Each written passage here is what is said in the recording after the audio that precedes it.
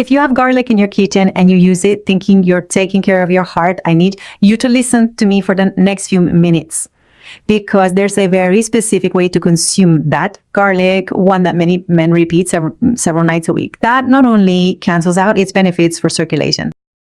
Research on active compounds and cardiovascular absorption indicates that this combination can generate the opposite effect to what you're looking for, activating an inflammatory response in the arterial wall precisely at the time when your body needs to recover the most. The garlic's not the issue, nor what you eat. It's the mix. And what I'm going to show you today could change a decision that you'll probably make tonight.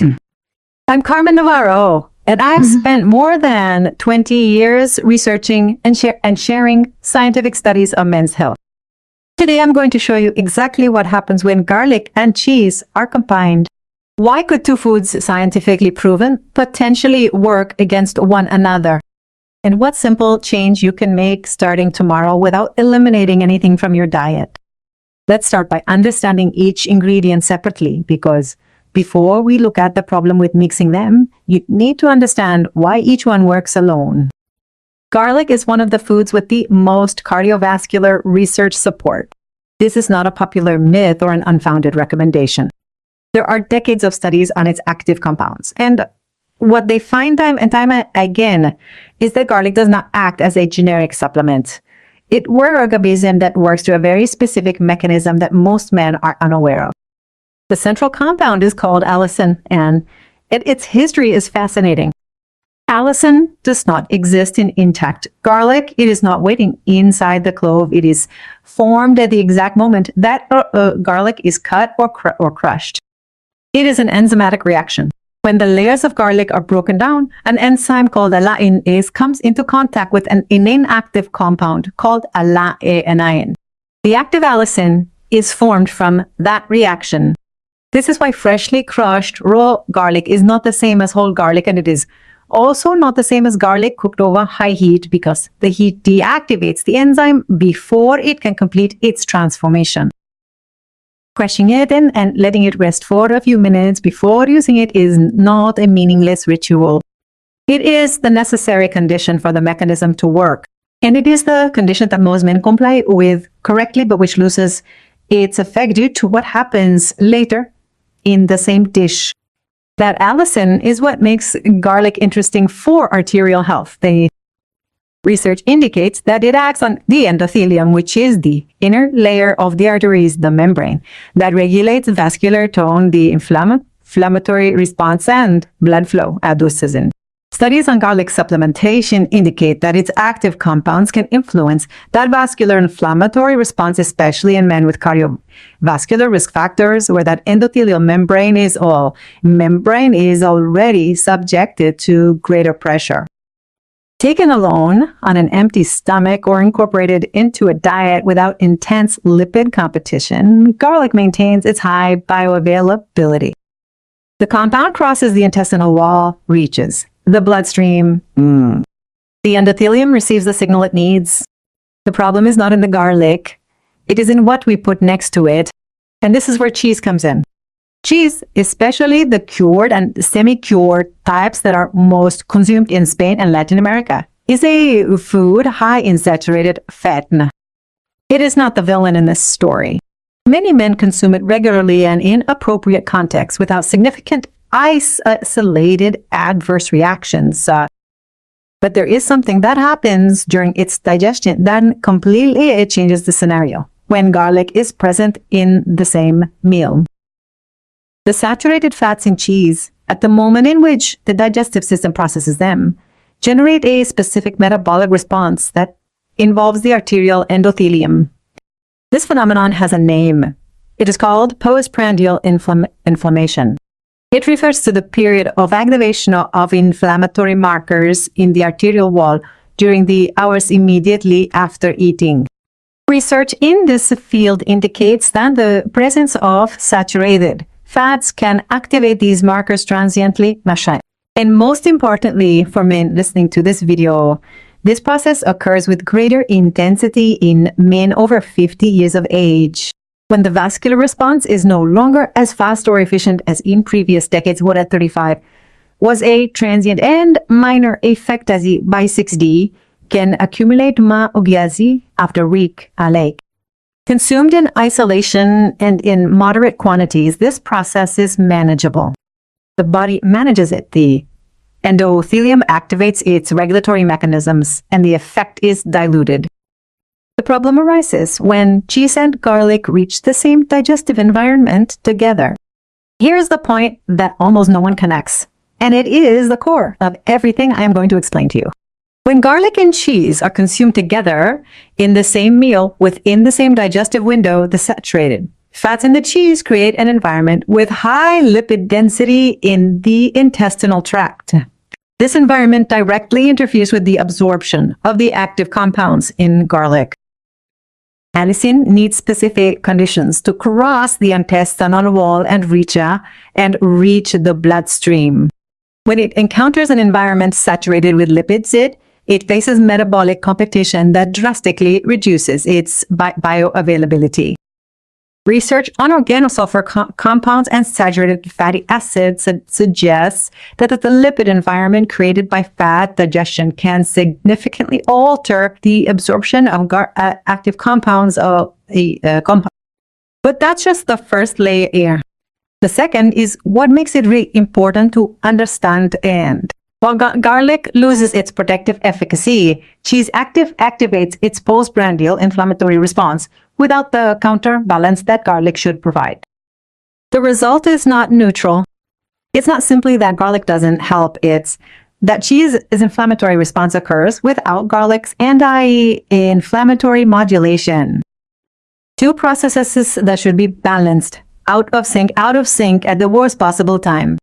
It's not that garlic is failing. It's that its functional absence coincides exactly with the moment when the endothelium needs it most. And when this happens every night, week after week, for months, the cumulative effect doesn't just disappear. It is expressed in how you sleep, in how you wake up, in that energy that doesn't quite appear even after you've rested the hours you should have, in that morning heaviness that many men attribute to age, when in reality it has a specific and modifiable cause. Manuel was 62 years old. He was a merchant in Malaga. He had been running his own business for decades, and 3 years ago he had decided to take his health seriously. Not radically, but with criteria. The trigger had been a routine checkup where his doctor mentioned that his blood pressure was at its limit. He didn't prescribe anything. He just told him to be careful, to watch his diet, to educate himself, and Manuel did just that. He read about garlic, about its cardiovascular properties. He learned that you had to crush it and let it sit to activate the active compounds. He incorporated into his nighttime routine with conviction. Almost every night, a toast with oil, crushed garlic, always prepared by himself, and a piece of semi-cured manchego cheese on the side. A light, clean dinner, he thought, informed. 3 years. Doing this 3 years, believing that he was protecting his heart every night with that choice. What Manuel never connected was that he had been taking garlic for 3 years under the exact conditions that reduced its effectiveness. Every night, the allicin reached the digestive system and found an environment saturated with lipids from the cheese. That environment competed with its absorption, and every night, the postprandial inflammatory response from the cheese occurred without the counterbalance that he believed it was providing. Heaviness upon waking that he attributed to the mattress, slow digestion after dinner, the mid-afternoon slump that he blamed on work, stress, and age. Manuel didn't associate them with his dinner. Why would he? He was doing things right. He had done his research. He was following a clear criterion. That is exactly what makes this mistake so difficult to see. It is not made by the man who does not pay attention. It is made by the one who does, but who is missing a piece of information. When Manuel understood the mechanism, he didn't give up garlic or cheese. He only changed. He only changed when he ate them. He started eating garlic in the morning on an empty stomach and reserved cheese for lunch rather than dinner, without eliminating anything, without making any major sacrifices. After 2 weeks, he woke up differently. That vague heaviness that he had been attributing to the passage of time for years had begun to subside. Same man, same diet. A change in schedule was enough for what he was already doing to really start working. I need to tell you something before we continue. What happens in your arteries while you sleep doesn't end when you go to bed. Research on vascular recovery indicates that the post-inflammatory response conscious continues to be active during sleep. And there's a different habit from the one you just learned about, which a large number of men repeat in the last few minutes before turning off the light. Unaware of the effect it accumulates night after night on the absorption of active compounds such as allicin. That's the habit I'm most concerned about sharing with you because it goes completely unnoticed even by men who pay attention, who read, get informed, and do things with criteria, like Manuel, like you probably do. Ooh, like you probably do.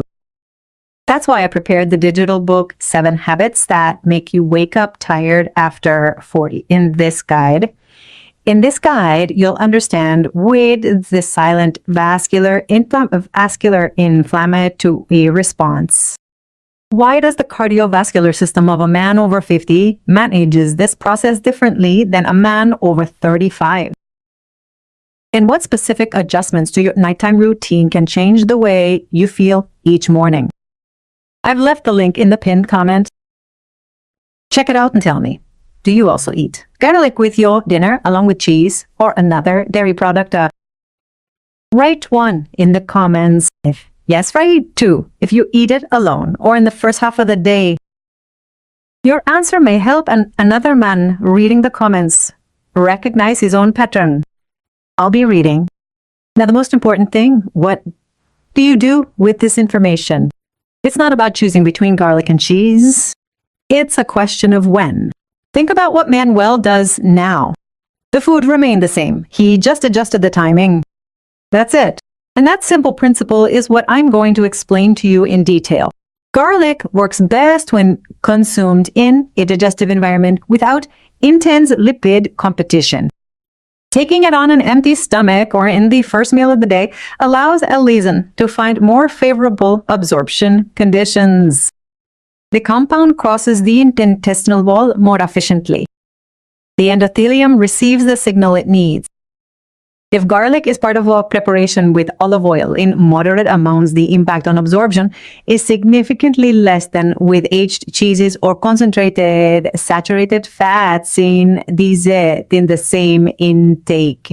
The difference is not in the fat itself. It is in the amount and type that are simultaneously present in that digestive window. Cheese can be maintained in the diet without any problem. Research on Mediterranean dietary patterns indicates that moderate consumption of cheese in the context of a balanced meal does not generate the same postprandial pattern as when combined with other inflammatory triggers. Moving it to lunch or a snack separate from dinner is enough. It does not need to be eliminated, just relocated. Dinner deserves special attention.